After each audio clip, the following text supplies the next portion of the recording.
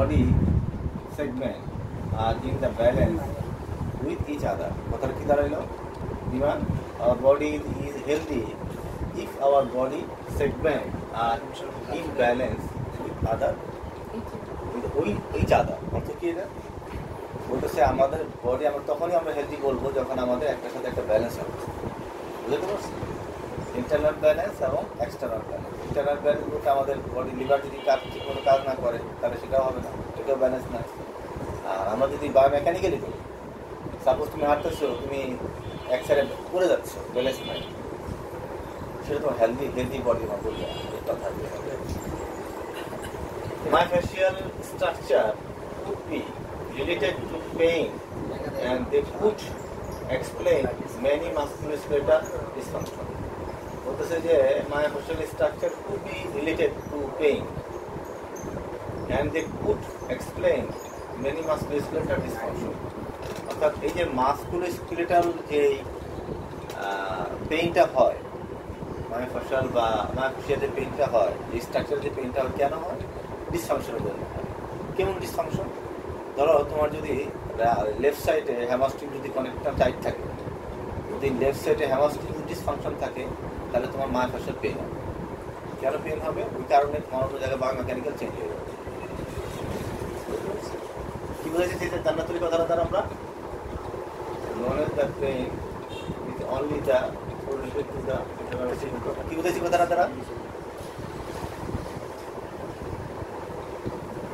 বডির পেইনের সাথে মায়োফাসিয়াল পেইনের সাথে পেইনটা হবে কেন? কারণ হলো মাসকুলোস্কেলেটাল যদি ডিসফাংশন। মাসকুলার ডিসফাংশন কি? সাপোজ যদি হ্যামাস্ট্রিং টাইপ থাকে তাহলে কি হবে? মাসকুলোস্কেলেটাল ডিসফাংশন হবে। এই ডিসফাংশনের কারণে মায়োফাসিয়াল পেইন হবে। মায়োফাসিয়াল পেইন হবে, বুঝতে পারছি? যেমন ধরো আমাদের কালকে যে পেশেন্ট আমাদের কাছে আসলো, ধরো একটা পেশেন্ট আসছে, আমাদের একটা মহিলা প্রচণ্ড কোমরব্যথা নিয়ে আমাদের কাছে আসছে। তাহলে এই যে ব্যথাটা নিয়ে আসলো, তার কারণ কি? তার পেনের কারণে তার ভাষাও কি হয়েছে, টাইট হয়ে গেছে, সেই কারণে পেন হচ্ছে। আচ্ছা, এখানে কি বলছে যে as known the pain is not only the correlated to the central nervous system and this component কি বলতেছে যে আমাদের pain is not only correlated যে আমাদের এই পেইনটা শুধু সেন্ট্রাল নার্ভাস সিস্টেমের সাথে পেইনটা রিলেটেড না, এর অন্যান্য কম্পোনেন্টের সাথে জড়িত। সে তোমার যদি কথা তোমার স্মল ইন্টেস্টাইন পেইন হচ্ছে, সেই স্মল ইন্টেস্টাইনের পেইনের কারণে ভিসারাল ভাষার মধ্যে সমস্যা হবে। সেটার সাথে সেন্ট্রাল নার্ভাস সিস্টেমের পার্ট কি? ব্রেন এবং স্পাইনাল কর্ড, সেটাতে সরাসরি সম্পর্ক রাখে এবং সেটাতে সেগমেন্টটা কি, কম্পোনেন্টটা কি? Small intestine. এই স্লাইডে আমরা বুঝলাম যে এই বডির পেইনটা কি আমাদের বডির এক একটা সেগমেন্টের সাথে ব্যালেন্স জড়িত। তুমি স্বাস্থ্যবান, স্বাস্থ্য যদি তুমি চিন্তা করতে পারো, হেলদি স্বাস্থ্য যদি চিন্তা করো, তাহলে বডি একটা ব্যালেন্সের উপরে কাজ করতেছে। সেই ব্যালেন্স প্রত্যেকটা সেগমেন্টে তার ব্যালেন্স থাকতে হবে, এই কথা বুঝেছি। নাম্বার 2 কি বলছি যে এই ভাষাটা তখনই তোমার মায়োফাসিয়াল পেইনটা কখন হবে? যদি মাসকুলোস্কেলেটাল ডিসফাংশন। মাসকুলোস্কেলেটাল ডিসফাংশন কেমন? মাসেল এবং বোনস এই দুটার মধ্যে যে ডিসফাংশন, তাহলে কি হবে? ভাষা পেইন হবে। এবং আরেকটা 3 নম্বর কথা কি বললাম যে এই ভাষা পেইনটা কি হয়? সেন্ট্রাল নার্ভাস পেইন মানে তো বেলে, পেইন মানে তো স্পাইনাল কর্ড, ব্রেন যাবে, তাহলে স্পাইনাল কর্ডের সাথে পেইন রিলেটেড, বাট এটার সাথে কি অন্যান্য কম্পোনেন্টের সাথেও এটা জড়িত। এই কথা দ্বারা আমরা এই কথাগুলো বুঝলাম যে ভাষা পেইনগুলো এই রিলেটেড, মাসেলের সাথে related, musculoskeletal related, central nervous system related, প্রতিটা বডির সেগমেন্ট রিলেটেড। এর সাথে পেইন হবে কি? পেইনে ভাষা পেইন। আর ভাষা পেইন হইলে আমাদের বডি ব্যালেন্স থাকবে না। আর ব্যালেন্স করতে চাইলে, ঠিক রাখতে চাইলে আমাদের হেলদি স্বাস্থ্য চিন্তা করলে আমাদের বডি ঠিক থাকতে হবে, ব্যালেন্স। এই কথাগুলো আমাদের মাথায় নিতে হবে, আমরা বুঝলাম।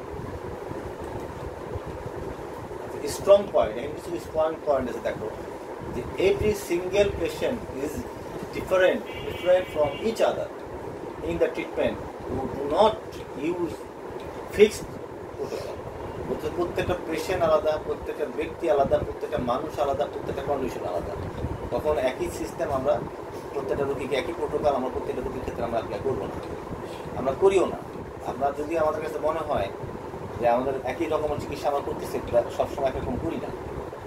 হ্যাঁ, আমাদের উদ্দেশ্য, আমাদের লক্ষ্য একরকম থাকে। সে আমাদের যদি পিএলআইডির কথাই ধরি, আমরা আমরা প্রাইমারি স্টেজে কী করি, মাসেল পেইন রিল্যাক্স করি, তারপর আমরা কী করি, আমরা যদি ম্যাকেনজিও দিই, বুকডাউনও দিই, আমরা এক লেভেলে কি দিই তো না, প্রতিটা রোগী কন্ডিশন বুঝিয়ে দিই। কারো ক্ষেত্রে শুধুমাত্র শোয়ায় রাখি, কারো ক্ষেত্রে আবার কী করতেছি, বুকডাউন দেওয়াচ্ছি, কোনো প্রথম স্টেজে থাকতেছি, কারো ক্ষেত্রে আবার আগাচ্ছি, আবার পিছাচ্ছি, বুঝেছি না, সামনে আগানোর পর আবার খারাপ দেখতেছি, আবার ব্যাক করতেছি। তাহলে এগুলি কি প্রত্যেকটা পেশেন্ট আলাদা বলেই আমরা আমাদের কন্ডিশন কী করতেছি, আমরা আলাদা করতেছি। রোবটের মতো কোনো চিকিৎসা তো করতেছি না, করি কি করি তো না, আমরা ব্যাক করতেছি না, আমরা আবার আগাচ্ছি, আবার নতুন করে প্রত্যেকটা পেশেন্টের কিছু না কিছু পরিবর্তন আমরা আনার চেষ্টা করতেছি, বা হচ্ছেও তাই, সচেতনভাবে হচ্ছে বা অথবা আমাদের অবচেতনভাবে আমরা কাজগুলো হয়ে যাচ্ছে, স্বয়ংক্রিয়ভাবে আমাদের কাজগুলো হচ্ছে। কেন? কারণ কন্ডিশন আলাদা, পেশেন্ট আলাদা, কন্ডিশন আলাদা, প্রোটোকলও আলাদা, তাই নয় কি?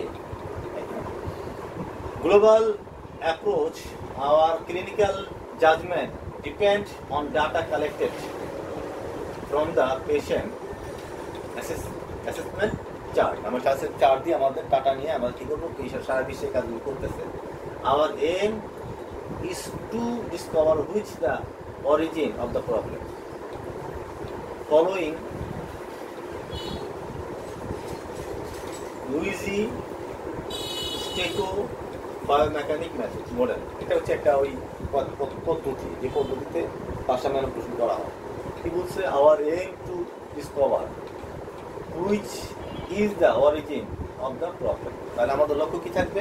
প্রবলেমের উৎস, পেইনটা বা প্রবলেমটা কোথায়, তার উৎপত্তি, এটা আমাদের কি থাকে, লক্ষ্য থাকে। আমার সেই লক্ষ্য নিয়েই কাজ করে, কে এই ব্যক্তি কাজ করে, তার টেকনিক কাজ করে, সে একটা সায়েন্টিস্ট, এই মেথডে কাজ করা হয়।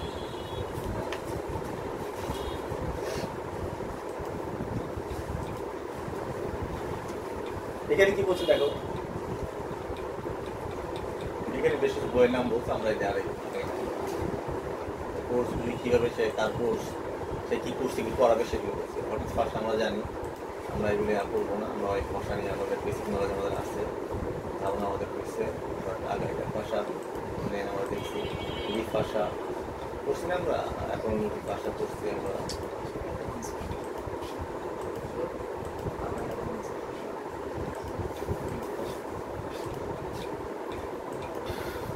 হাইলোনিক অ্যাসিড কোথায় থেকে আমাদের পড়ছিলাম আমরা? হাইলোনিক অ্যাসিড কোথায় থেকে আমরা পড়ছিলাম? কার মনে আছে? কোথা থেকে?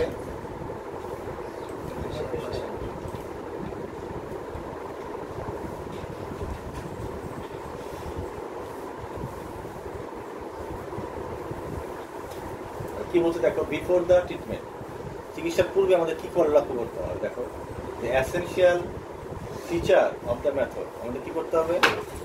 এসেনশিয়াল ফিচার আমাদের মেথড অ্যাপ্লাই করতে হবে। কিছু ফিচার আমাদের এনএম অ্যাপ্লাই করতে হবে। এসেনশিয়াল ফিচার, আমাদের বেশি ফিচার আছে, সেগুলো আমরা এই মেথড আমরা অ্যাপ্লাই করবো। How the treatment will work, হ্যাঁ, আমরা চিকিৎসাটা যে করবো, কিভাবে আমরা এই ট্রিটমেন্টে আমরা কিভাবে কাজ করবো, মানে কিভাবে কাজ করবে বা কিভাবে কাজটা আমরা করবো ট্রিটমেন্টে করার ক্ষেত্রে।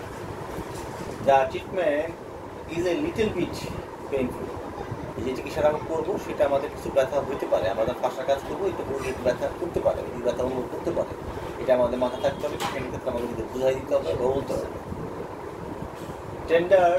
Tenderness for 2 days after the treatment, এবং টেন্ডারনেস যে চিকিৎসার পরও আমার 2 দিন পর্যন্ত ব্যথা থাকতে পারে, 2 দিন পরেও আমরা এই ব্যথা, এই জায়গাটা আমরা কীভাবে টেন্ডার পয়েন্ট আমরা পাই করতে পারি বা পাবো।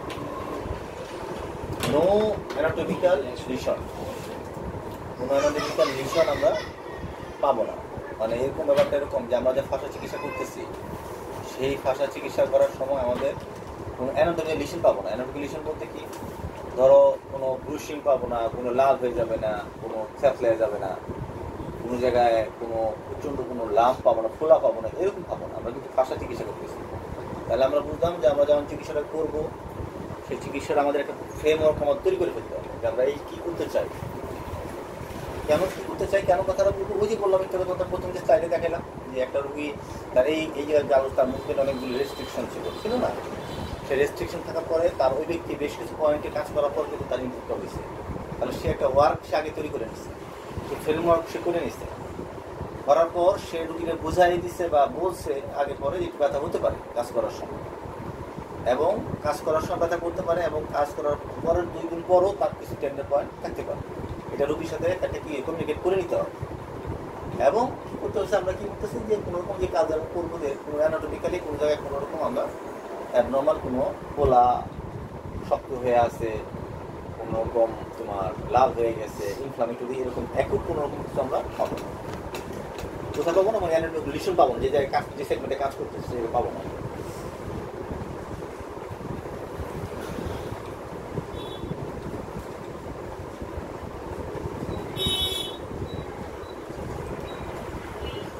এখানে আরেকটা গুরুত্বপূর্ণ ফাঁসা চিকিৎসা করার সময় আমাদের মনে রাখতে হবে যে ফাঁসাটা কতদিন ধরে তার ব্যথাটা, টাইমটা খুব গুরুত্বপূর্ণ। কারণ এই যে সে যার 20 বছর আগে থেকে তার ব্যথা, তার কন্ডিশন, তার ফাঁসার চিকিৎসা আর 20 দিন আগের চিকিৎসা একরকম হবে। টাইমটা খুব গুরুত্বপূর্ণ। কতদিন আগে ব্যথা ছিল, ব্যথাটা কীভাবে হয়েছিল, এবং কতদিন এই ক্রনিক পেনটা, কতদিনে ক্রনিক, 4 মাস আগেও একটা ক্রনিক পেন, 4 বছর আগেও ক্রনিক পেন, বা দুইটা চিকিৎসা সেম হবে না, বা সেই প্রোটোকল থাকবে না, এটা লক্ষ্য রাখতে হবে। এম কি বলছে দেখো, যে ফর্মিং দ্য হাইপোথিসিস, এই যে ফাঁসা নিয়ে কিছু হাইপোথিসিস আছে। কি হাইপোথিসিস আছে দেখো, যে ব্যথাটা শুরু হয়েছে কোন জায়গা থেকে, ওভার ইউজ, সার্জারি, ট্রমা, তারপরে প্রিভিয়াস পেইন, ইন্টারনাল ডিসফাংশন এবং সাইকোসোমাটিক, তাই না? এই এতগুলির মাধ্যমে পেন হতে পারে। ফাঁসার যেই পেনটা হবে এতগুলির মাধ্যমে হইতে পারে। আমরা পড়ছিলাম যে স্লো ইনজুর কি ছিল, স্লো ইনজুর কি ছিল, স্লো ব্যথার কারণ কি ছিল, overuse, misuse, disuse, তাই না? অ্যাকিউট ইউজ ইনজুরও ছিল।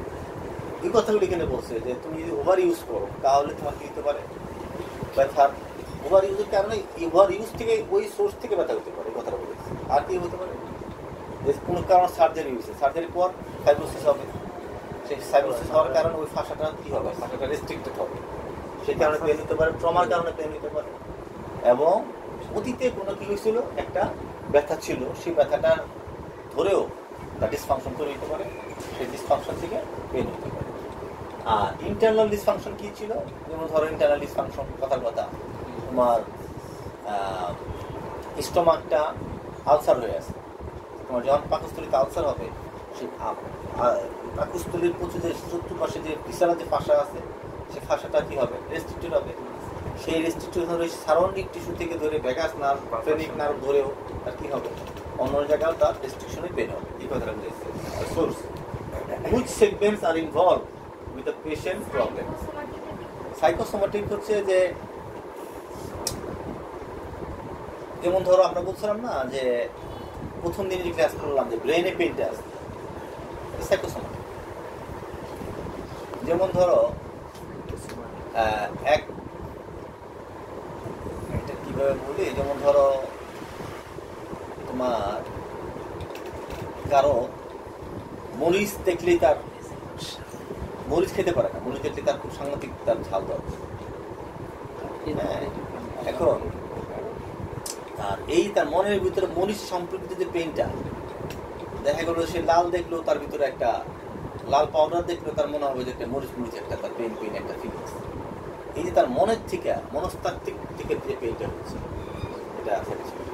যেমন ধরো আমরা আর একটা বলছি ফ্যান্টম পেইন, আমি বললাম না বুড়ো আঙুলটা কেটে ফেলছে, বুড়ো আঙুলে ব্যথা ছিল, বড় আঙুল কেটে ফেলে দেওয়া হয়েছে আর প্রচুর করা হয়েছে, তারপরেও তার কাছে মনে হচ্ছে তার বাম্পার বুড়া বলা হয়েছে। তার মানে হচ্ছে সাইকোসোমাটিক, তার মনে কল্পনার জগতের যে পেইনটা তার ব্রেনে এস্টাবলিশ হচ্ছে, সেটা হচ্ছে সাইকোসোমাটিক। সেটা থেকেও তোমার কী হতে পারে, তোমার ফাঁসা পেন তৈরি হতে পারে। যেমন ধরো ওই পেন থেকে আস্তে আস্তে কী হতে ফাঁসা তোমার সাইকোলজিক্যালি কিন্তু আমাদের দিকে, এবং আমাদের মন এবং আমাদের হেড দুটা কিন্তু ডাইরেক্ট হয়ে যেত। ধরো তুমি অত্যন্ত বিমর্ষ অবস্থায় আছো, তোমার মনটা অত্যন্ত খারাপ, তোমার বডিতে সার্কুলেশন কমে যাবে, তাই না? মিষ্টি বসে থাকবা, ব্লাড সার্কুলেশন হয়ে যাবে, তোমার মাসেলগুলি স্টিফ হয়ে যাবে। তাহলে এই যে মনের সাথে তোমার বডির ফিজিওলজিক্যাল ব্যাপারটা পাওয়া গেল, এটি মনের সাথে বডির ডাইরেক্ট সম্পর্ক। আবার তুমি মুখ খুললো, তোমার বডির সার্কুলেশন বাড়তেছে, তুমি হাসতেছো, দৌড়াচ্ছো, সব কিছু কিন্তু কি আমাদের মনের সাথে শরীরের একটা সরাসরি একটা সম্পর্ক। Are the compensation ascending or descending, আচ্ছা এটা দরকার নেই। আমরা তাহলে এই ফ্ল্যাটে কি বুঝলাম, যে পেনের সোর্স আমরা দেখব, কোন সোর্স থেকে তার পেনটা হচ্ছে, এটা একটা ব্যাপার। এবং সেই অনুযায়ী আমাদের কি থাকবে, কোন পেশেন্ট কীভাবে প্রবলেম হতেছে সেটা আমরা দেখব। আসলে এখানে আমরা দেখি এটা, এখানে কি বলছে, এখানে বলছে যে একটা তোমাকে মোটর ভেরিফিকেশন করতে হবে। তোমার লক্ষ্য কি থাকবে, we want to object the result of treatment. আমরা সবসময় ট্রিটমেন্টটা করার পূর্বে তার কি অবস্থা ছিল, যেটা প্রথম স্লাইডে দেখালাম, পরে তার রেজাল্টটা কি আমরা দেখালাম না, যে তার হাতটা মুভ করতে পারতেছে না, এবং পরে চিকিৎসার পরে তার হাত কিন্তু অনেক মুভ করতে পারবো, দেখলাম না আমরা। কারণ এই যে প্রি এবং পোস্ট, প্রি আর আফটার ট্রিটমেন্ট তার যে পরিবর্তনটা হইলো, এটা আমাদের সবসময় আমাদের ভেরিফিকেশন করতে হবে, মোটর ভেরিফিকেশন। ঠিক আছে, এটা সবসময় খেয়াল রাখতে হবে। থাকতে বলো, বুঝতে পারো। We help the therapist to discover new silent segment. দেখা গেল যে তুমি প্রথমে যে প্রবলেমটা পেয়েছিলা, সেই পেন পাওয়ার পর তুমি যখন চিকিৎসা করলে, করার পর তোমাকে নতুন আরেকটা প্রবলেম তোমাকে দেখায়, যে সাইলেন্টটা তুমি পরবর্তী সময় অ্যারাইজ করছো, মানে পরেটা তোমার চোখের দৃষ্টিগোচর হলো। এটা কিন্তু আমাদের প্রায়ই হয়, প্রথমে চিকিৎসা করার পর আরেকটা প্রবলেম আমরা ফেস করি সামনে। আচ্ছা, রেঞ্জ অফ মোশন তুমি এটা করতে চাওয়া, তাহলে তোমাকে এটা কীভাবে তুমি করবা, যে তোমার রেঞ্জ অফ মোশন, সে একটা হাত এলবো কতটুকু তুমি মুভ করতে পারতেছো। যদি তুমি এতটুকু করার পর আর না পারো না, তাহলে এই যে পারতেছো না, এই যে রেস্ট্রিকশন আছে, এটা তোমাকে পয়েন্ট আউট করবে যে এখান থেকে তোমার প্রবলেমটা তৈরি হচ্ছে। হয়তো এখানে কোনো ফাঁসা প্রবলেম আছে, এখন তুমি রেঞ্জ অফ হাতের রেঞ্জ অফ মোশন হচ্ছে না, এটা তোমাকে চিন্তা করতে হবে। স্ট্রেংথ, তোমার হাতের শক্তি কতটুকু আছে। সাপোজ ট্রাইসেপ যদি তোমার অত্যন্ত তোমার টাইট থাকে, এবং ট্রাইসেপ মাসের যদি ফাঁসা প্রবলেম থাকে, তাহলে ট্রাইসেপ মাসের কখনো তোমার স্ট্রেংথ হবে না। ট্রাইসেপ মাসেলের স্ট্রেংথ নিয়ে তার কী হবে, সমস্যা থাকবে। এটা তুমি আইডেন্টিফাই করবা এই ইসে। তারপরে কম্পনসেশন, স্পিড অর মুভমেন্ট, তুমি কত দ্রুত তুমি করতে পারতেছো। পেন হলে বা তোমার মাসে উইক থাকে, তুমি দ্রুত করতে পারবা, একটু আস্তে আস্তে করবা, ব্যথা লাগবে আর একটু আস্তে করবা, এটা তোমাকে অ্যাসেসমেন্ট করতে হবে। এবং এই অ্যাসেসমেন্ট ধরে ধরে তোমাকে ফাঁসা চিকিৎসা দেবো, তোমার নজর রাখতে হবে, তোমার চিকিৎসা করবা। এবং প্রোপ্রিওসেপশন মানে হলো, প্রোপ্রিওসেপশন হচ্ছে যে আমাদের অনুভূতি আমাদের ব্রেনে যাচ্ছে। সে চোখ বন্ধ করো, তোমরা যদি চোখ বন্ধ করে বলো যে তুমি কোন অবস্থায় আসো, এখন তুমি বলো স্যার আমি বসা অবস্থায় আসো, কারণ তুমি দেখো নাই তুমি কোন অবস্থায় আসো, তাহলে কি কারণে তুমি পারলা, তোমার প্রোপ্রিওসেপশন। সাপোজ আমাদের নার্সিংয়ের দুই চোখ আসলে বলি, নার্সিং তোমার দুই চোখ বন্ধ করো, তোমার দুই হাত কি অবস্থায় আছে, বলবে স্যার আমার দুই হাতের আমার ফিঙ্গারগুলো ফ্লেকশন অবস্থায় আছে, এবং আমার দুই আঙ্গুল আমার থাম্ব এবং ইন্ডেক্স ফিঙ্গারের মধ্যে আমি একটা ওয়াশ করে রাখছি, এরকম করে রাখছি। এটা সে যদি বলে চোখ বন্ধ করে, কেন বলতে পারলো, তো দেখে নাই কেন বলতে পারলো, কারণ তার প্রোপ্রিওসেপশন তার ব্রেনে তার এই ইনফরমেশনটা দিচ্ছে। তার এই ইনফরমেশন তার কীরকম আছে, এইটাও তোমাকে অ্যাসেসমেন্ট করতে হবে ফাঁসা চিকিৎসা করার ক্ষেত্রে। এবং তুমি প্রতি মুহূর্তে বিফোর চিকিৎসা পূর্বে যদি প্রোপ্রিওসেপশনটা তুমি আইডেন্টিফাই করো, নোট ডাউন করো, চিকিৎসার পরে কতটুকু ইমপ্রুভ হইলো বা হইলো না, সেটা তুমি যদি তুমি নোট ডাউন করো, স্পষ্ট দিয়ে বুঝতে পারবে তোমার চিকিৎসা কতটুকু সফল, কতটুকু সাকসেসফুল না। এবং ফাঁসা চিকিৎসা কিন্তু ম্যাজিকের মতো দ্রুত কাজ করে, যেমনটি কাজ করে ড্রাই নিডেল, আমাদের নিডেল দিয়ে সেটাও কাজ করে। অ্যাকচুয়ালি এই যে নিডেল দিতেছি, এটাও ফাঁসা ট্রিটমেন্টের মধ্যে একটা অংশ। ফাঁসা যে চিকিৎসা আমরা করি, আমরা ম্যানুয়াল থেরাপি করি, ফাঁসা চিকিৎসার ক্ষেত্রে আমরা যা যা করি সবই ম্যানুয়াল থেরাপির মধ্যে একটা অংশ। বুঝতে পারছি কথাটা, মানে এই যে ফাঁসা আমরা স্ট্রেচ করলাম, আমরা রিচেক করলাম, এগুলো ফাঁসারই একটি চিকিৎসার পার্ট বা একটা ওয়ে, ফাঁসারই চিকিৎসারই একটা ওয়ে।